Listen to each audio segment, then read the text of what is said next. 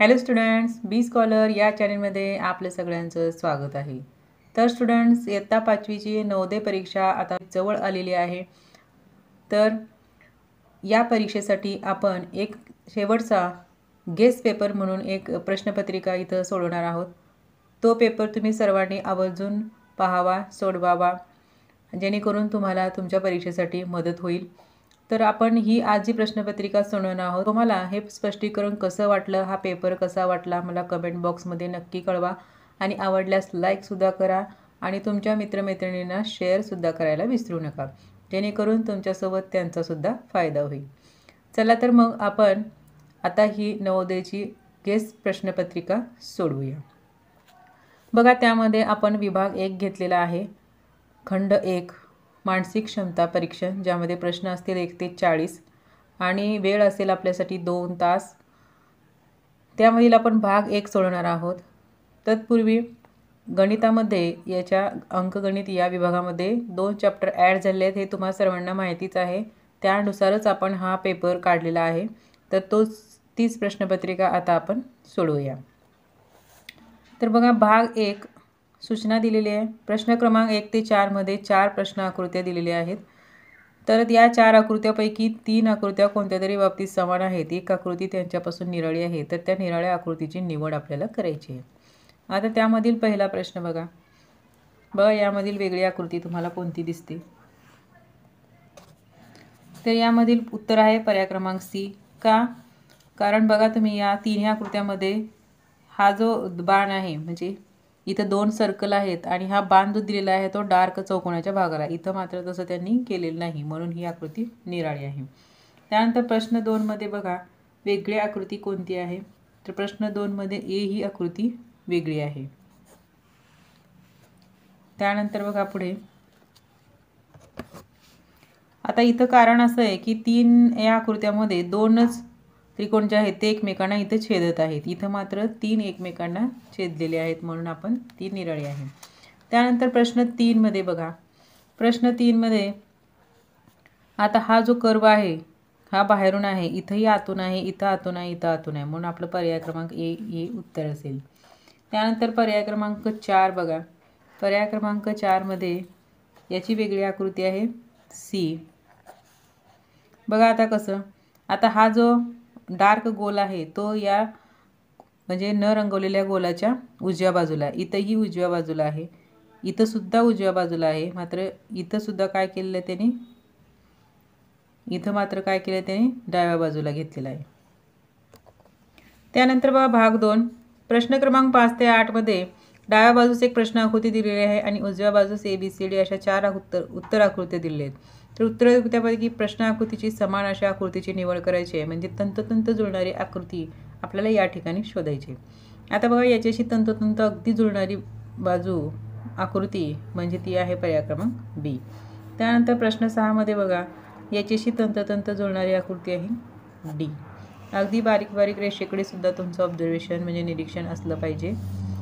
त्यानंतर बघा, प्रश्न 7 मध्ये याची तंतोतंत जुळणारी आकृती आहे ती म्हणजे बी आणि याच्याशी तंतोतंत जुळणारी आकृती असेल ती म्हणजे सी. तुम्ही ऑब्झर्व करायचं आहे. त्यानंतर पुढे प्रश्न बघा, आता भाग 3 मध्ये प्रश्न 9 ते 12 दिलेले आहेत. डाव्या बाजूस एक प्रश्न आकृती दिलेली आहे, त्यातील 3 भागामध्ये काही रचना आहेत, एक भाग रिकामा आहे. तर ABCD या उत्तर आकृत्या दिलेल्या आहेत, त्यापैकी उत्तर आकृती दिशा न बदलता प्रश्न आकृतीच्या रिकाम्या जागी बरोबर बसेल आणि तेच आपल्याला या ठिकाणी शोधायचं आहे. आता बघा, इथं प्रश्न आकृती दिलेली आहे, यामध्ये कोणती आकृती बसेल बघा, तर याच्यामध्ये सी मधील जी उत्तर आकृती आहे ती या ठिकाणी योग्य बसणार आहे. आता हा भाग आणि हा भाग सेम आहे, म्हणजे डाव्या बाजूच्या दोन्ही आकृत्या सेम आहेत, तर उजव्या बाजूच्या सुद्धा दोन्ही आकृत्या कशा असायला पाहिजेत, सेम असायला पाहिजेत, म्हणून उत्तर सी. आता इथं बघा कोणती आकृती बसेल, हे 2 भाग सारखे म्हणजेच आरशातील प्रतिमा आहेत, तर याची आरशातील प्रतिमा आहे डी, म्हणून आपलं उत्तर असेल डी.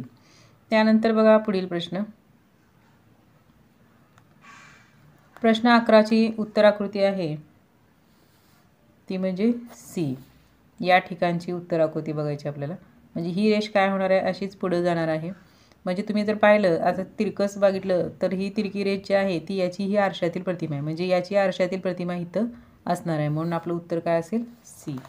त्यानंतर बघा प्रश्न 12, याची उत्तराकृती आहे ती म्हणजे पर्याय क्रमांक डी, कारण याचीच आरशातील प्रतिमा या ठिकाणी आहे, जसं इथं दिलेलं आहे त्याप्रमाणे.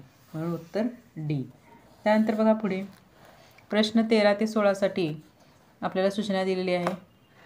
डाव्या बाजूस 3 प्रश्न आकृत्या दिलेल्या आहेत आणि चौथ्या आकृतीसाठी रिकामी जागा सोडलेली आहे.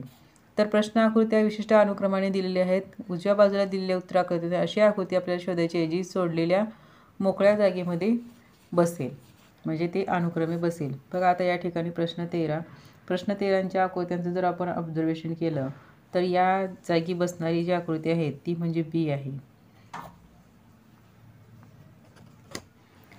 आता ही जी आपल्याला पाकळी दिसते ही पाकळी घड्याळाच्या दिशेने जागा बदलते, म्हणजे ही इथं होती, परत इथं आली, त्यानंतर इथं आली, आता ह्या भागात येईल. मग अशी आकृती आपल्याला इथं दिसते.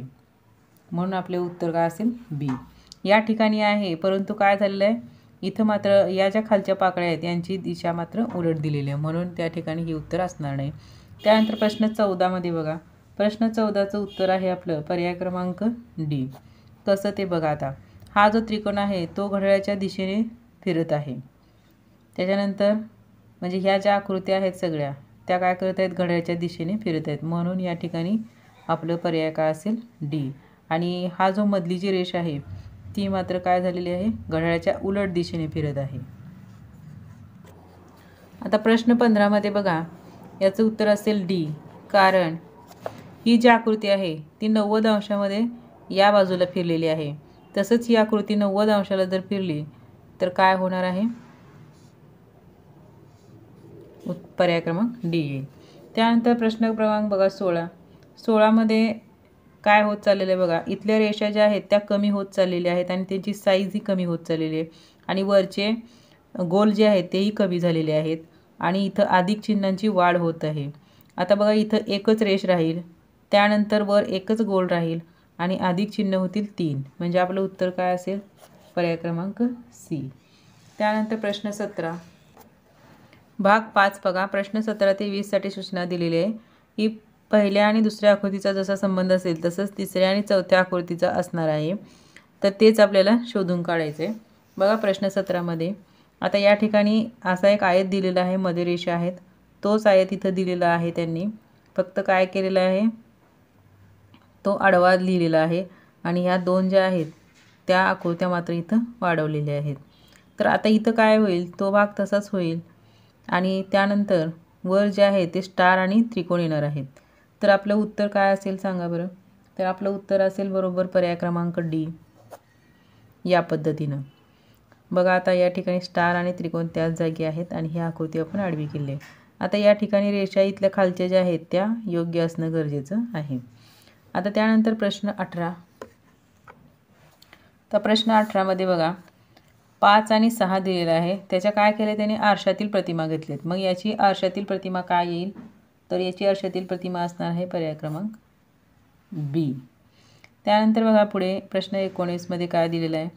आता या ठिकाणी बघा बाहेरील षटकोन दिलेला आहे, तो सगळ्यात आत आलेला आहे, म्हणजे बाहेरील जी आकृती आहे ती केंद्रस्थानी आलेली आहे, म्हणजे मध्ये आलेली आहे आणि ह्या दोन आकृत्या जशाच तशा आहेत. मग आता बाहेर आकृती कोणती आहे, वर्तुळ आता इथं त्रिकोणामध्ये आलेला दिसेल आपल्याला, म्हणजे कोणती आकृती असेल आणि बाहेर आहे तो म्हणजे पंचकोन आहे. म्हणून आपलं उत्तर काय असेल करेक्ट, पर्याय क्रमांक ए. त्यानंतर प्रश्न 20मध्ये बघा, प्रश्न 20मध्ये काय केलेलं आहे, इथं बाण दिलेले आहेत आणि इथं पंचकोन तयार झालेले आणि अधिक चिन्ह दिलेले आहेत आणि इथं काय केलं आहे त्यांनी, इथंही बाण दिलेले आहेत. बाण इथं 4 आहेत, अधिक चिन्ह 5 झालेले आहेत आणि एक रेष वाढलेली पण आहे. म्हणजे आता इथं त्रिकोण आहे बाहेर, तर इथं काय होईल, चौकोन, आणि चौकोनामध्ये बघा इथं 3 बाण आहेत, म्हणजे 4 अधिक यायला पाहिजेत, म्हणजे आपलं उत्तर काय असेल पर्याय क्रमांक डी. आता विभाग 6 बघा, ज्यामध्ये प्रश्न 21 ते 24साठी सूचना दिलेली आहे की एका भूमितीत आकृतीचा एक भाग डाव्या बाजूस प्रश्न आकृतीच्या स्वरूपात दिला आहे, तर दुसरा भाग उजव्या बाजूस उत्तर आकृत्यामध्ये, तो त्या ठिकाणी कोणता योग्य बसेल आणि आकृती पूर्ण होईल हे आपल्याला शोधायचं आहे. आता त्यामध्ये बघा पहिला इथं जो भाग बसणार आहे तो म्हणजे पर्याय क्रमांक डी मधील बसणार आहे. अगदी योग्य भाग बसवायचा आहे आपल्याला. त्यानंतर 22मध्ये बघा, प्रश्न 22च्या आकृतीमध्ये आकृती पूर्ण होण्यासाठी आपल्याला सी मधील भाग बसवावा लागेल. त्यानंतर प्रश्न 23मध्ये सुद्धा बघा या ठिकाणी सी मधलाच भाग योग्य बसेल. हे जे आहे वरचं त्याचं योग्य माप असायला हवं. त्यानंतर प्रश्न क्रमांक 24मध्ये सुद्धा आपले हे जे बॉक्स आहेत ते एकदम सी मध्ये करेक्ट बसतील. त्यानंतर भाग 7 बघा, अगदी सोपा हा भाग आहे. त्यानंतर भाग 7मध्ये काय सांगितले की डाव्या बाजूचे एक प्रश्न आकृती दिलेली आहे आणि त्याची तंतोतंत प्रतिबिंब शोधायचं आहे, म्हणजे आरशातील प्रतिमा शोधायची. इथं आरसा ठेवलेला आहे. आता यामध्ये बघा, इथं हत्ती दिलेला आहे. या हत्तीची म्हणजे आरशातील प्रतिमा काय असेल तर ती असेल पर्याय क्रमांक बी. आता या ठिकाणी तोंड तसंच आहे, सोंड तशीच आहे, पण शेपटीचा फरक आहे. त्यामुळे पर्याय क्रमांक बी हे आपलं उत्तर आहे. आता प्रश्न 26मध्ये बघा, आरशातील प्रतिमा काय असेल, पर्याय क्रमांक ए. अगदी सोपा आहे. त्यानंतर प्रश्न 27मध्ये आरशातील प्रतिमा असेल पर्याय क्रमांक बी. त्यानंतर बघा प्रश्न 28मध्ये सुद्धा आरशातील प्रतिमा असेल पर्याय क्रमांक ए.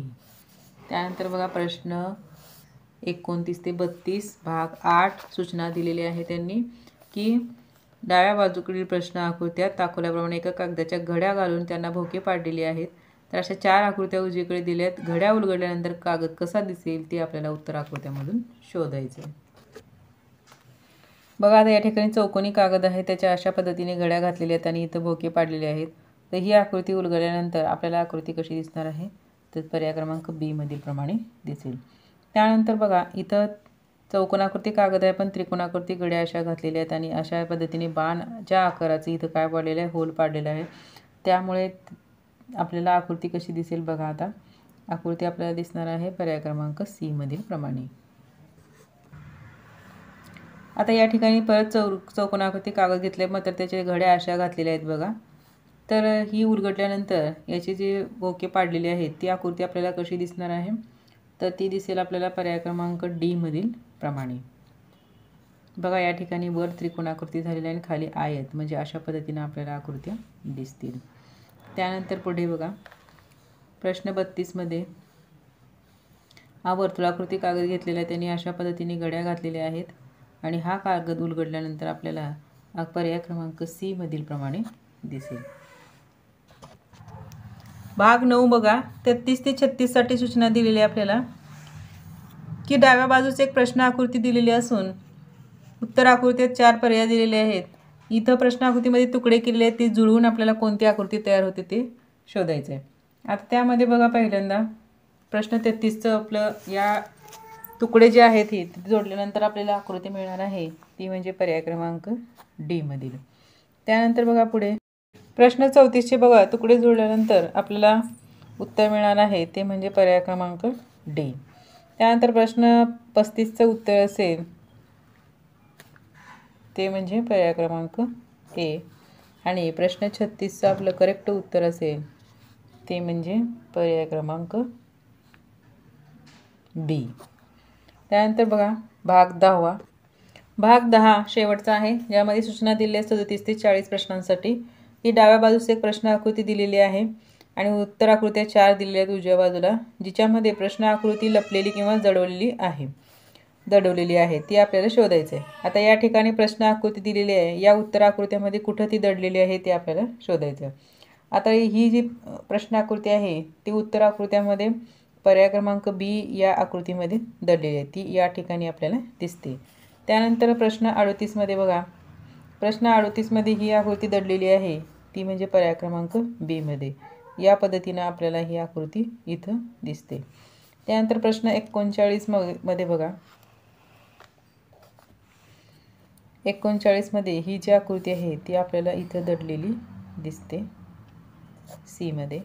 आणि प्रश्न 40मध्ये बघा, ही जी आकृती आहे ती आपल्याला ए मध्ये दडलेली दिसते या ठिकाणी. तर अशा पद्धतीनं मानसिक क्षमता परीक्षण हा विभाग झालेला आहे. आता आपण अंकगणित परीक्षण घेऊया, ज्यामध्ये 2 चॅप्टर ॲड झालेले आहेत, कोण आणि त्यानंतर आलेखाचा स्तंभालेख, त्या पद्धतीनुसारच आपला पेपर आहे. तर सोडूया आपण अंकगणित हा विभाग. खंड 2 अंकगणित परीक्षण, त्यामधील 41 ते 60 प्रश्न आहेत. त्यातला 41वा प्रश्न बघा. 10 ते 20 यामधील मूळ संख्यांची बेरीज किती आहे? आता 10 ते 20 मध्ये 4 मूळ संख्या आहेत, 11, 13, 17 आणि 19. तर त्या सगळ्यांची बेरीज केली तर आपल्याला उत्तर मिळणार आहे ते म्हणजे 60. पर्याय क्रमांक ए. 12, 15 व 27 या तिन्ही संख्यांनी निशेष भाग जाणारी लहानात लहान 3 अंकी संख्या कोणती आहे? आता याच्यामध्ये तिन्ही संख्येला भाग जाणारी या पर्यायातली लहानात लहान 3 अंकी संख्या म्हणजे 540 आहे. दोन मूळ संख्यांच्या गुणाकाराने मिळणारी पुढीलपैकी सर्वात लहान संख्या कोणती? आता याच्यामध्ये बघा 33 ही संख्या आहे, तर 11 आणि 3 या दोन मूळ संख्यांच्या गुणाकाराने मिळते. 35 ही पण एक लहान संख्या आहे, त्याच्यामध्ये 7 आणि 5 ह्या दोन मूळ संख्या आहेत, यांचाही गुणाकार काय आहे? मूळ संख्याच आहे. परंतु इथे विचारले आपल्या पुढीलपैकी सर्वात लहान संख्या कोणती आहे? तर सर्वात लहान संख्या इथं 33 आहे या चारपैकी, म्हणून आपण त्या ठिकाणी ती केलेली आहे. आता 32 केलं तर ती मूळ संख्या येणार नाही. पुढीलपैकी 3 अपूर्णांक किमतीने समान आहेत व एक अपूर्णांक निराळा आहे, तर निराळा अपूर्णांक कोणता आहे? तर यामध्ये निराळा अपूर्णांक आहे तो म्हणजे 72/144. कसा? तर याला आपण संक्षिप्त रूप दिलं तर 4/9 येते. याचंही संक्षिप्त रूप 4/9च आहे. याला 26ने जर भाग दिला तर 4/9 येतं, पण इथं मात्र 72च्या दुप्पट 144 म्हणजे 1/2 अपूर्णांक येतो, म्हणून हा निराळा आहे. बघा प्रश्न क्रमांक 45. 2/* अधिक 1/* बरोबर 1 असल्यास स्टारच्या जागी असलेला अंक कोणता आहे? आता अपूर्णांक आहे, छेद आहेत, हे छेदाच्या जागी सारखा अंक आहे आणि आपल्याला माहिती आहे अपूर्णांकाची बेरीज छेद सारखा असेल तर फक्त अंशाची बेरीज होते आणि छेद तोच राहतो. मग समजा आपण आता इथं 2 अधिक 1 3 केलं, उत्तर आहे आपलं 1. 3 आणि छेद 3 असेल तरच एक उत्तर येणार आहे, म्हणून या ठिकाणी सारखा छेद काय असायला हवा? 3 असायला हवा. पर्याय क्रमांक सी. त्यानंतर पुढील प्रश्न. 2 संख्यांचा गुणाकार 1323 आहे. जर त्यातील एक संख्या ही दुसरीच्या तिप्पट असेल तर लहान संख्या कोणती? आता आपण लहान संख्या x घेऊया. तुम्ही कोणतंही अक्षर घेऊ शकता. लहान संख्या x घेतली तर मोठी काय होणार आहे? मोठी संख्या हिच्या तिप्पट आहे, म्हणजे काय? 3 × x बरोबर 3x. तर आता काय म्हटलंय? त्यांचा गुणाकार म्हटलेला आहे.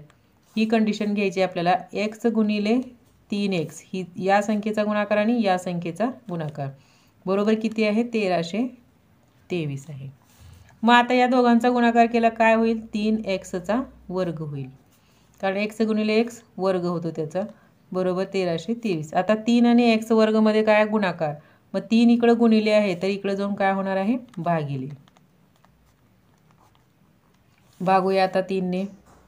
3 चौक 12, 3 चौक 12, 3 एके 3 बरोबर किती आलं? 441. मग आपल्याला माहित आहे x वर्ग बरोबर 441. आता दोन्ही बाजूचं वर्गमूळ जर घेतलं तर काय होईल? x बरोबर हा कशाचा वर्ग आहे? 21चा. म्हणून आपलं लहान संख्या किती आली? 21. बघा पर्यायामध्ये पर्याय क्रमांक ए. त्यानंतर बघा पुढे. एका रेल्वे स्थानकावरून एक गाडी सकाळी 7:45 वाजता सुटते. दुसरी गाडी त्याच रेल्वे स्थानकावरून 8 तासानंतर सुटते. दुसऱ्या गाडीची त्या स्थानकावरून सुटण्याची वेळ कोणती आहे? तर यामध्ये बघा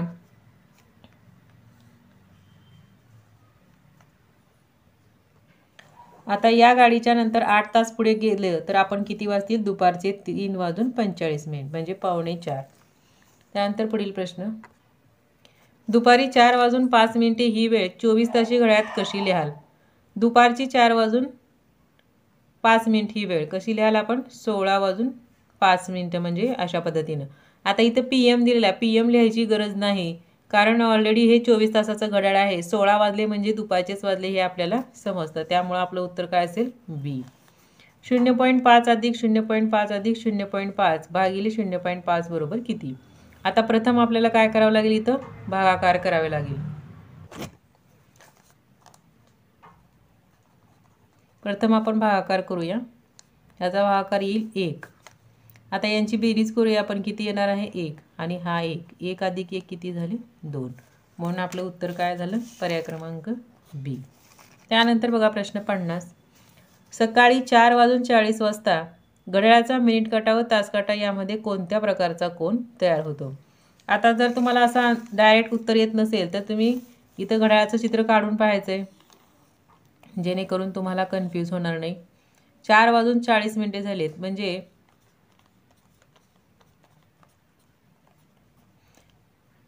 4 इथं आणि 40 मिनिटं म्हणजे थोडं 4च्या पुढे असणार आहे. आणि 40 मिनिटे म्हणल्यानंतर मोठा काटा जो आहे तो कुठं असणार आहे 8 वरती असणार आहे.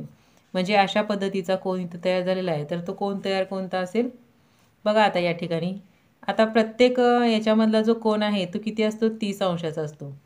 मग हा 30 अंश झाला 7 ते 8 मध्ये. त्यानंतर 6 ते 7 मधला 30. पुन्हा हा 30 झाला म्हणजे हे झाले 90 आणि हा पुढे चाललेला आहे म्हणजे या ठिकाणी हा विशाल कोन असणार आहे पर्याय क्रमांक बी.